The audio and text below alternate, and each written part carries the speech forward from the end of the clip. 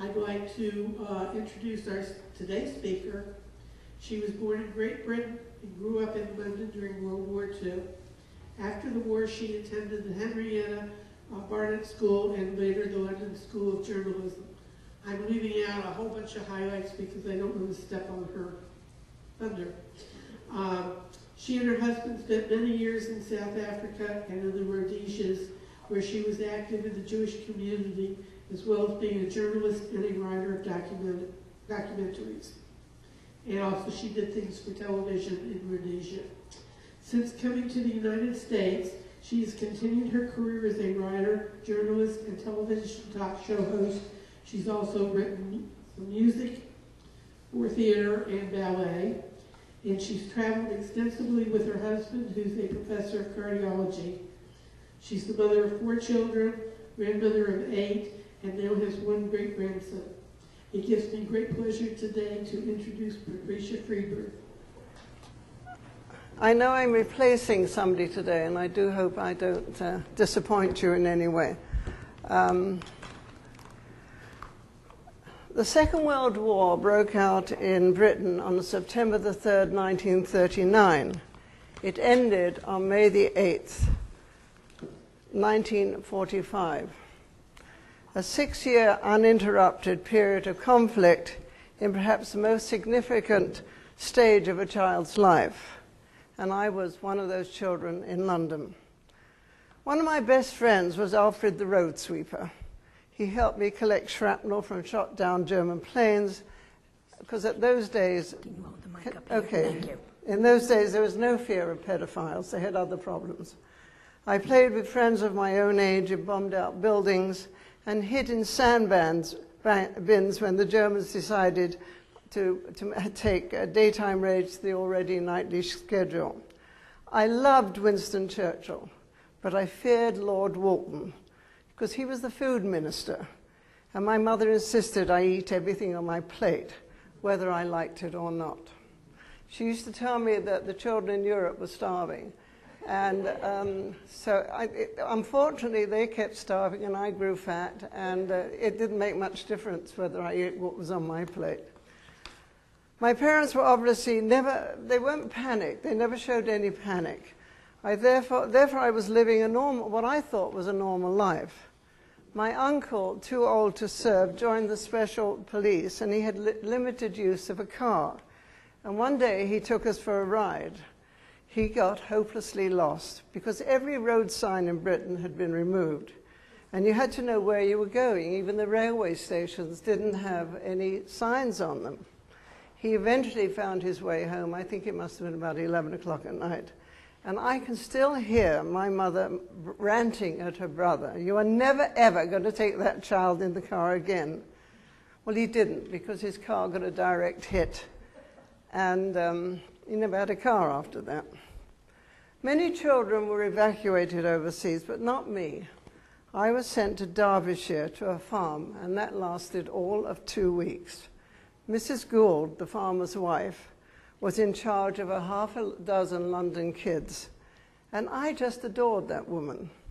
We didn't have to bath, and we didn't have to do anything that was anything to do with cleaning ourselves up. We fed the animals, and we ate bacon. And I loved bacon. And then my parents came to visit. I was wearing the same clothes I was sent away in, now torn and unwashed. My golden curls were like dirty rat tails. I had a large scab on my knee, having fallen down a coal mine area, chasing a rabbit. And what was even worse was that I was being fed food that was trafe. The happiest days of my young life were quickly brought to a close. My mother's words live on. If we're going to go, we'll go together, and we will go clean. And so I returned to London and stayed there for the rest of the war. My grandparents lived in the Jewish East End, and their home was destroyed, and they never could go back. My uncle found a very nice place for them to live in one of the suburbs in London, and my grandmother hated it, and very often she went missing. And very often one of the family had to go and look for her.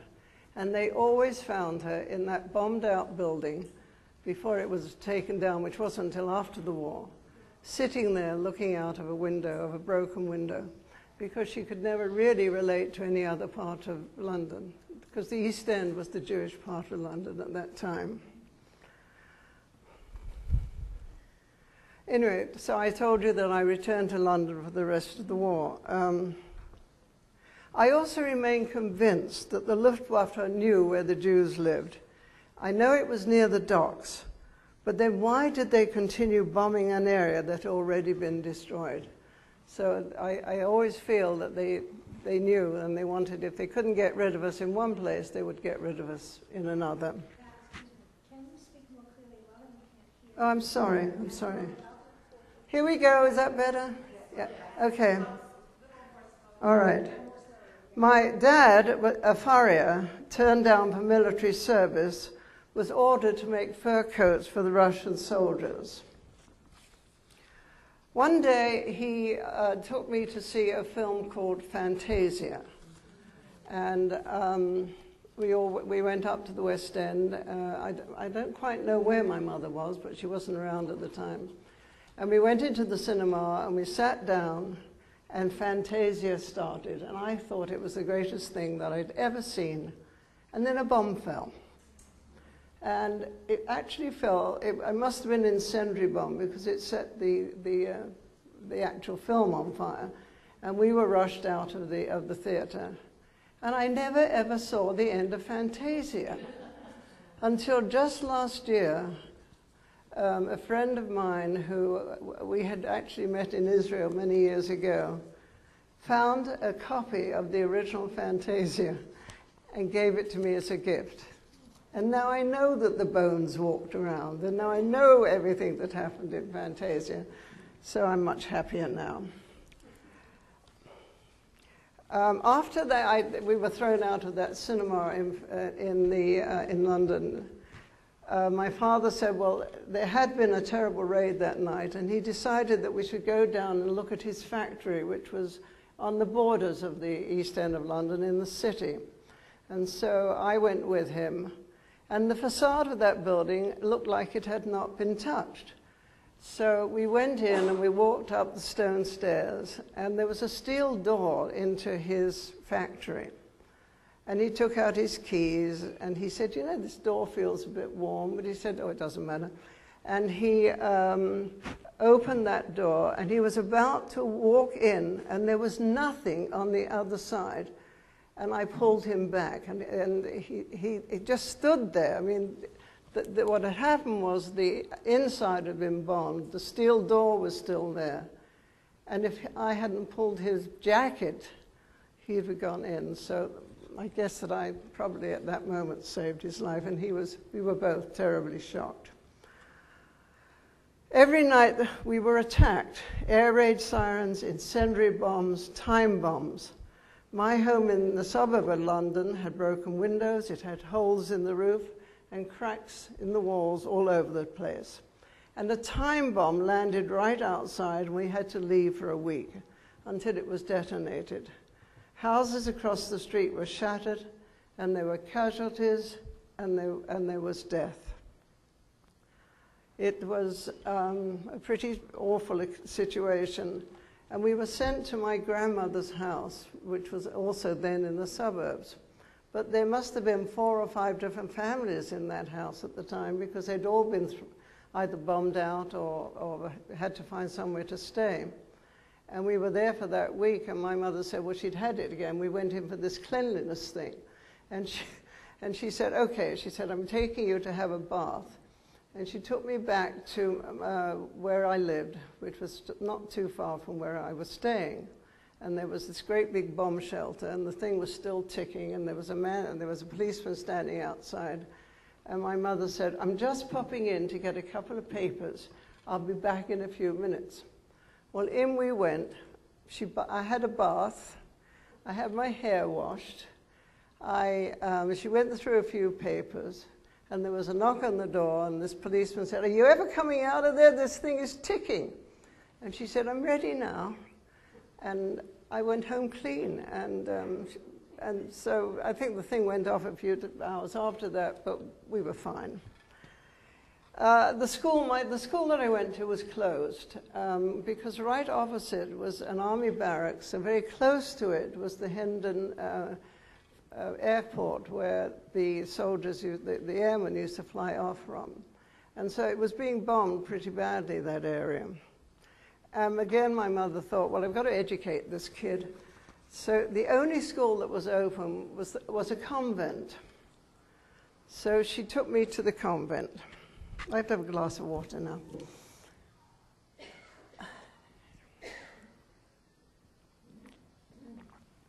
She took me to the convent and met with the Mother Superior. And the Mother Superior said, oh, we'd love to have your little girl. Why don't you bring her tomorrow? We'll BAP. And she got as far as BAP.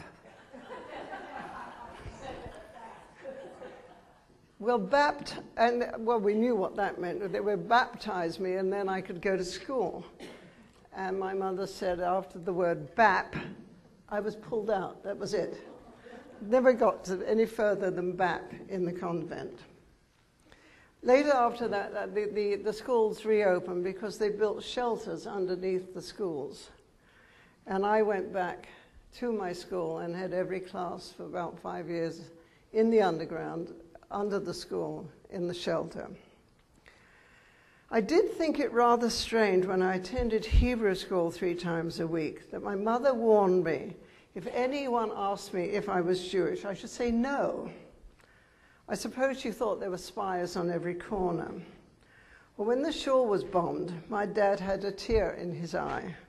I, on the other hand, wasn't that sad. I thought that was the end of Hebrew school, but I was wrong. Our German refugee rabbi continued lessons in his home.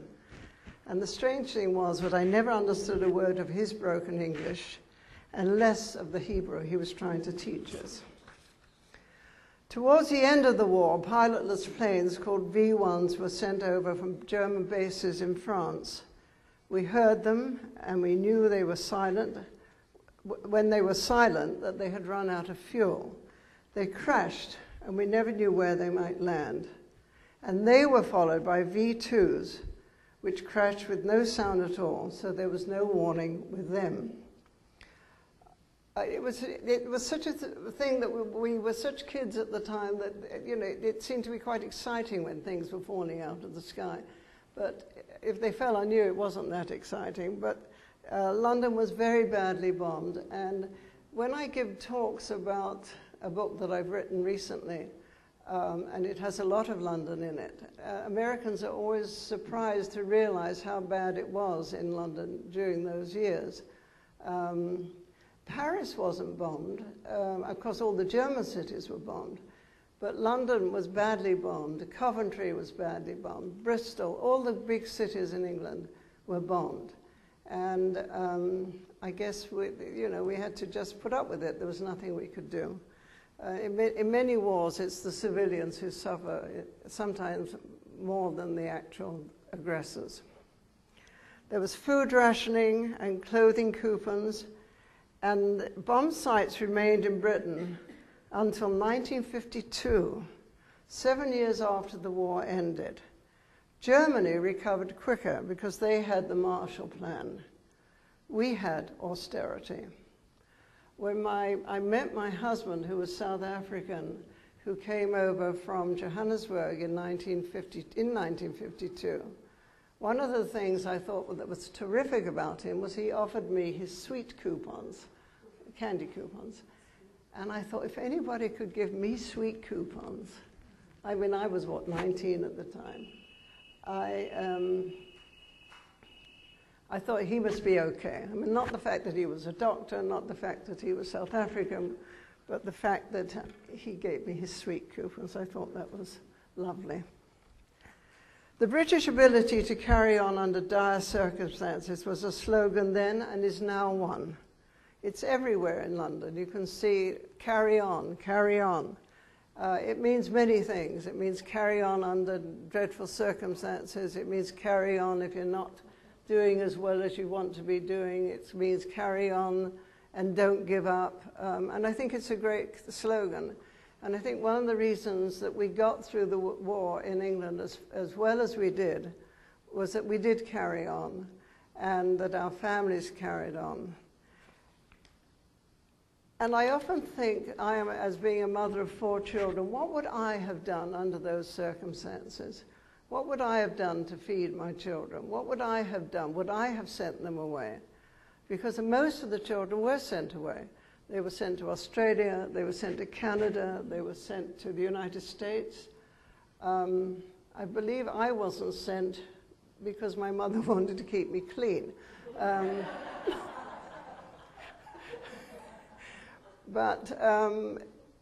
they all came back at the end of the war. When I went to high school, many of my friends had been in these other countries, and I was really very jealous of them because, you know, I'd been stuck where I was. One of my friends was Friedberg's daughter. The other thing we had was the kindergarten children who came on the kindergarten train. I don't know if you know about that kindergarten train. Kinder transport, right. And an aunt of mine had one of the children. At my school, we had Leon Feuchtwanger's daughter. She was one of the kindergarten children. There were many of them taken into the Jewish homes. The other reason I think why I wasn't sent was there was just after they were sending the children overseas, one of the ships that was carrying those children was blown up, and all those kids lost their lives. So you took a chance being on a ship going over to the country you were being sent to. So I guess what you had to do was make a decision.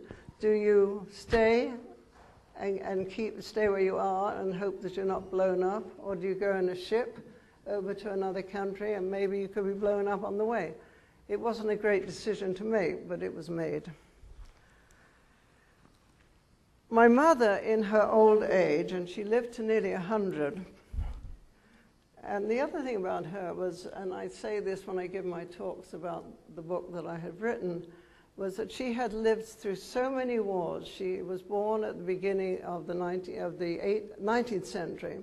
So there was the Boer War, there was the Second World War, there was the Boer War, then there was the First War, there was the Spanish Civil War, there was the Second World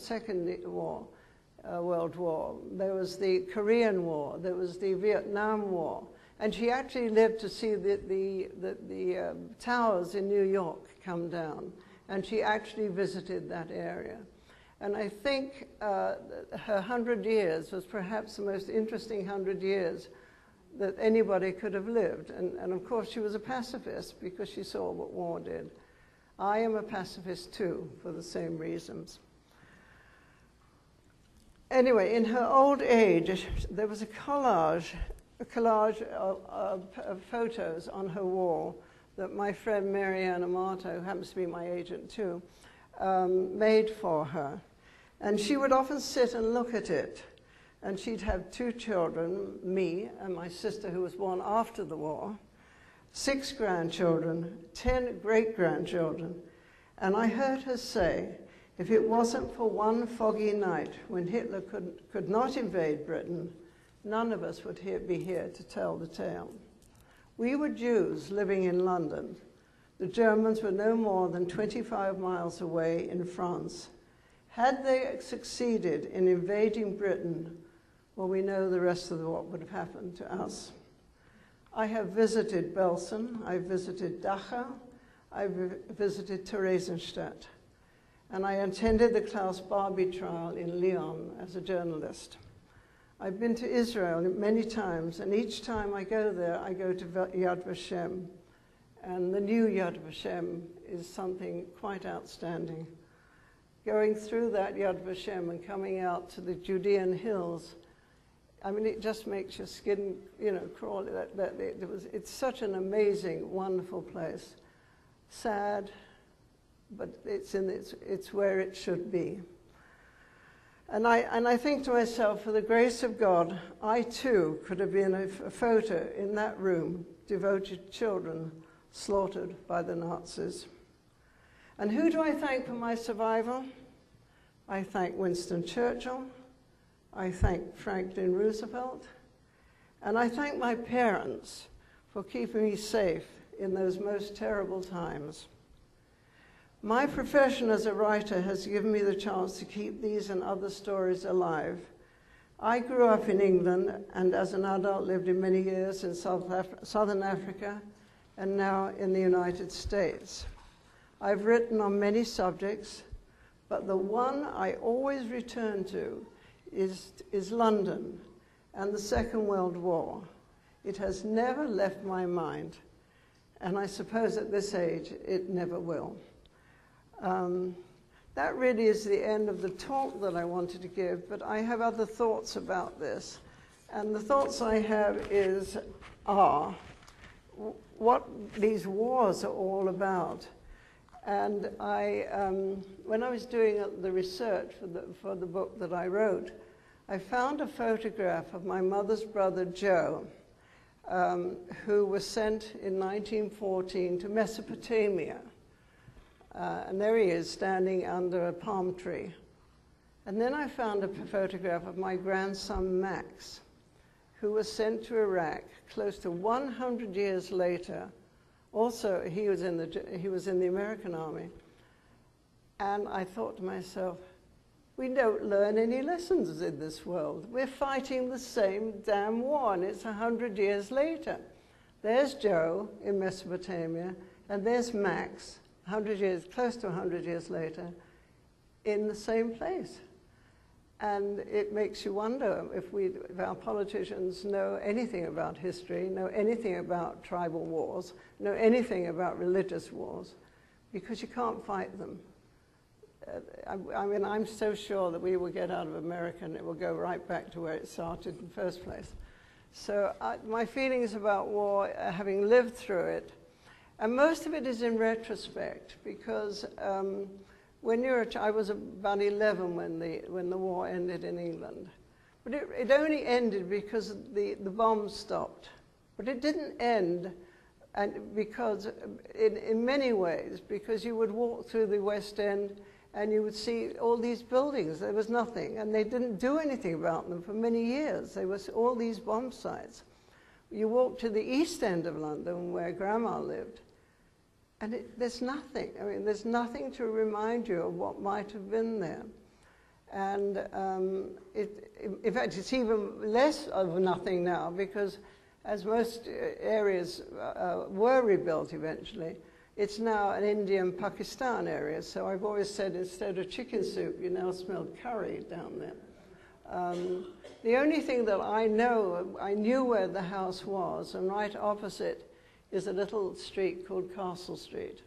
And that's where Nellie used to look out to see her children crossing the road when they were going off to school, or just to watch the bustle and the wonder of what was then the East End of London. Similar in a way to the east side of New York, the lower east side of New York. But it's gone, and it has never been replaced. And now the Jews are scattered through London and through England. The Jewish population in England is much more religious, I think, than the Jewish population. I mean, this is a generalization, of course, but they seem to be more Jewish in their ways of living than they are that I have seen here in America.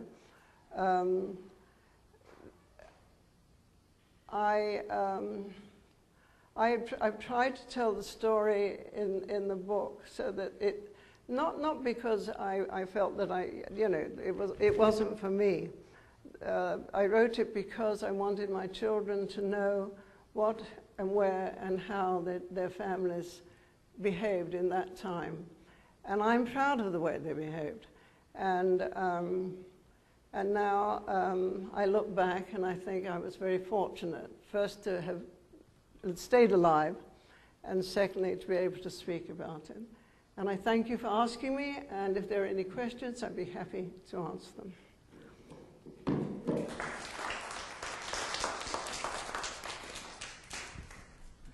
Right.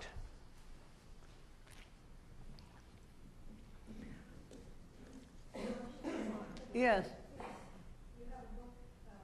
Yeah, but yes, can I? I was curious, how old were you at the time? I was 5. You were 5. Did you have any appreciation of what was going on? Well, I knew that I couldn't go out and play. I knew that oh, see, that's right. I knew that I was restricted in many ways, but I only knew I was restricted when my sister was born.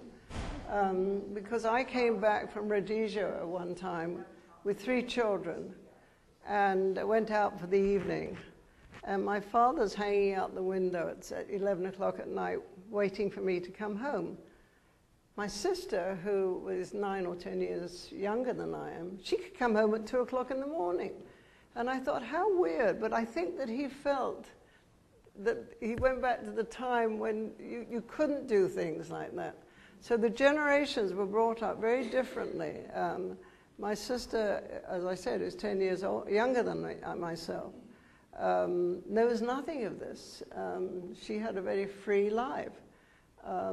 We as children, and 6 years is a long time, did not have that freedom. But we didn't know it at the time. We only knew it afterwards. Yeah.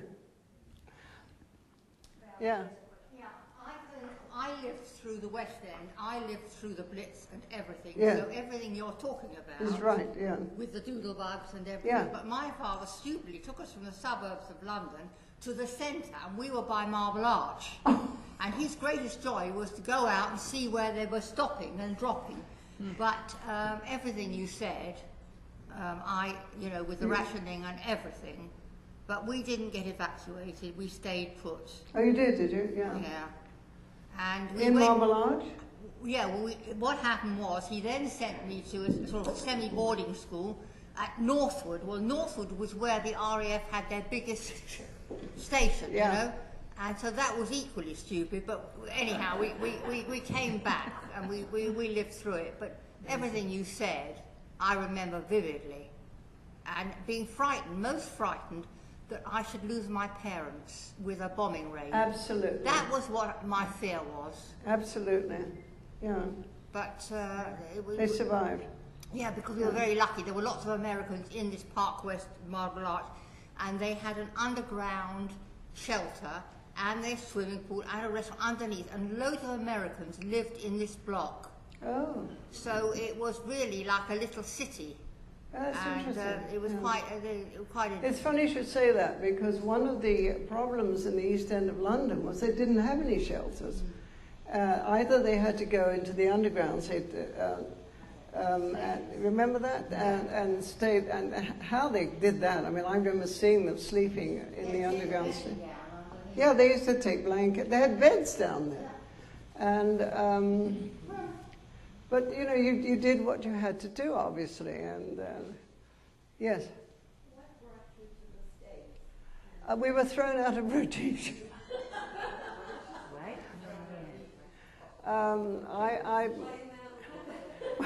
I've been thrown out of many places, yeah. Now what happened in Rhodesia, well, there was another war. I mean, that was the War of Independence. And I was writing for the Rhodesian Herald at the time, and often what I wrote came out as a blank column.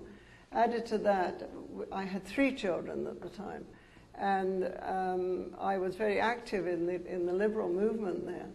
And my husband decided that we just had to leave because he wasn't going to allow us to live through another war.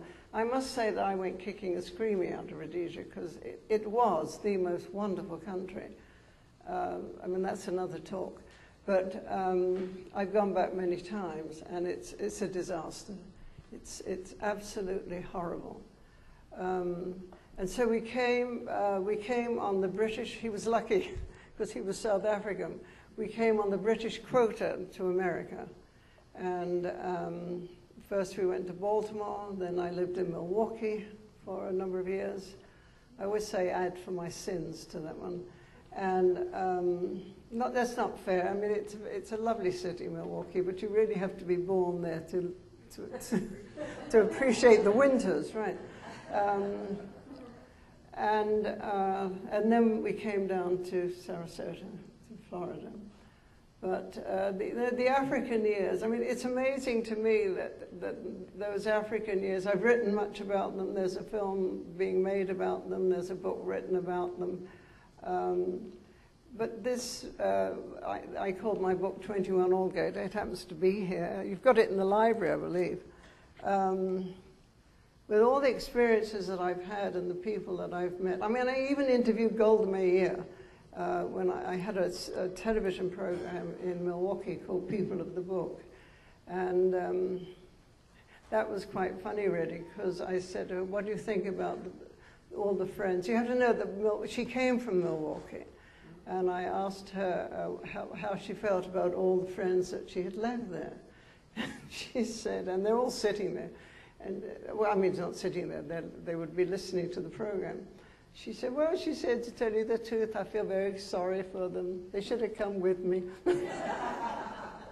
She was a very down-to-earth human being. She was lovely. Were you there with Mayor Meyer? Because once Yes, Mayor Meyer, yeah. and Mayor Meyer with Golda Meir was very interesting. That's right, that's right. Right. In fact, I did the 25th Day of Independence. Are you from Milwaukee? Yes. Oh. Where did you live in Milwaukee? Fox Point on Beach Drive. Where? Fox Point on Beach did Drive. Yeah. We were in Locks Point too. We called it Locks Point. That's, And we called Whitefish Bay Whitefolds. that's right, yeah. Oh, so yeah, you were there? yeah. And my kids went to Nicollet. So did mine. Oh, I'll have to talk to you Yeah. after. Wow. Yeah. They went to Jewish geography is very interesting. Yeah. In fact, we went back.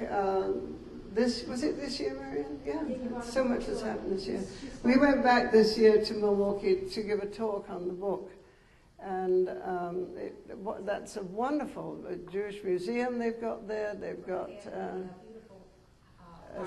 yeah. I mean, I used to work at the Jewish Community Center. Not to work, but I did all the shows for them. Very philanthropic. Yeah. And And except the winters. yeah, it's a great city. One of the reasons why it's a great city is that if you're bringing children up there, nothing happens.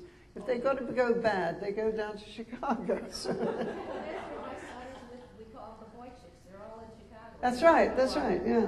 So, no, I'm not putting it down. I'm just saying the winters took a lot to redesign. Yeah. Yeah. Yeah, I read 21 Aldgate. I was going to ask you how much is biographical, but I can see it. It's a wonderful story. Thank you. Just wonderful. Thank you The very much. descriptions are wonderful. Thank you very Tell much. us a little bit about the book. This book? Why don't I'm going to ask Marianne to do it because I'm not very good at plugging things. Here. It's really about, it's my mother's story. It's about a young woman from the East End of London who leaves a job in the East End of London because she had an anti-Semitic boss and she wasn't going to take any more of his nonsense. And she left. And it was at a time when jobs were very difficult to get. And she came from a large family. In the book, I only used 3 of them because otherwise this would be an encyclopedia. And she goes to, somebody finds her who she had worked with. And he was the stepson of a French artist called Paul Mars.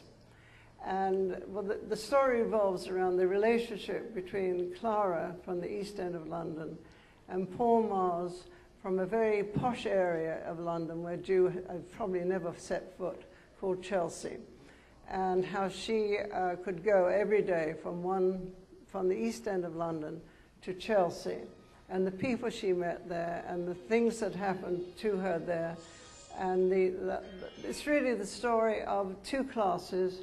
It takes place between the 2 world wars.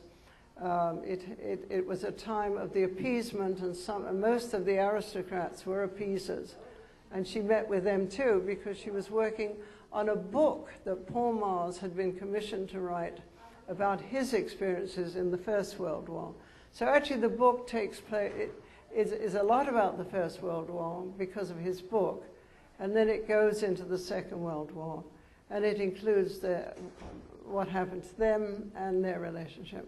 Have I said it right? I don't know. Yeah. And what struck me was that she had the courage to do this because her family wanted her to stay sheltered and not to go venture out, and yet she was able to go between the two. Yeah. I found it very interesting. Good, thank you very much. I was interested in your view on pacifism. I think there's such a dilemma with it because if you are completely pacifist, then Hitler would have taken over England and you wouldn't be alive. So it seems to be an interesting. Well, maybe pacifist is not the right word. Maybe anti-war is the right word. Also in this book is the story of Sir Oswald Mosley, who was a leading fascist in London at the time, and would march through the East End in black shirts, and you remember that, right? Yeah, and I mean, we wouldn't remember that actually happening, but and then it all. The Jews stopped that by having the riots in Cable Street, which was one of the streets, and they stopped them eventually. I mean, this went on for a long time until the more liberal Jews of the East End said, we're not putting up with this anymore, we're going to stop them. And the other interesting thing about it is that the police were the people who who led the Oswald Moses fascist march. They took more notice of them than they took of the Jews that were trying to stop them. So anti-Semitism was pretty rife at the time. Yeah, it's a difficult dilemma because I agree with you on the anti-war piece. And then you've got, what do you do if there is a war? Do you agree that... well, I think if... like the Second World War, it seems like how do you sit back and watch that happen? You can't, but that's a war that... I mean, I suppose there are wars that have to be fought. And then there are wars that we fight that can't be won. Yeah. You're right. But Mugabe in Zimbabwe, I mean, he's 85, 86 years old. Thank you. You wonder, but the problem is there's another one like Mugabe standing ready to take over. And that is that's a tribal thing, That's between the Shona tribe and the Ndebele tribe. It's another thing Americans, and I mean the British should understand that, but they don't. They should never have gone to war in where they did go. So I haven't got the answer to that. All I know is that I tried to stop. I never let my sons have a gun. So what did? They picked up a stick and pretended it was a gun. So I mean, there is no answer. The answer might be to let the women take over this one. Okay, so if I think that's probably all I can say about it. I think this book is in the library, and I hope you will read it.